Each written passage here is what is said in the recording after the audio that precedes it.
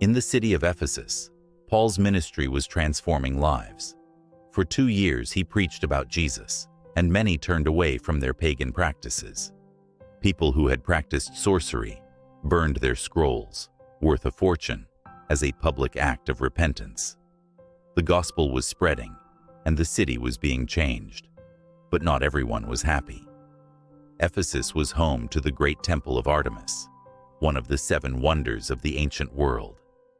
The silversmiths in the city made their living crafting small idols of Artemis, selling them to worshippers and tourists.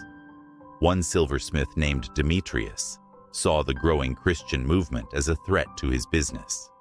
He gathered the other craftsmen and said, "Paul is telling people that gods made by human hands are no gods at all. If this continues, we'll lose our trade, and the temple of Artemis will be discredited."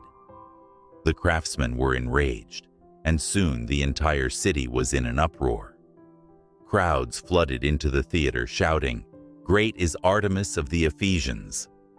Confusion spread as people joined without knowing what was happening. Paul wanted to address the crowd, but his friends and some city officials urged him not to, fearing for his safety.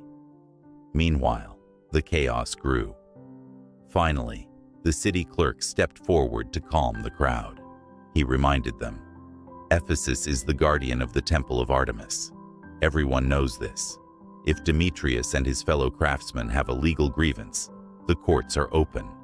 But we must not act recklessly, or we risk being charged with rioting." His words settled the mob, and the crowd dispersed.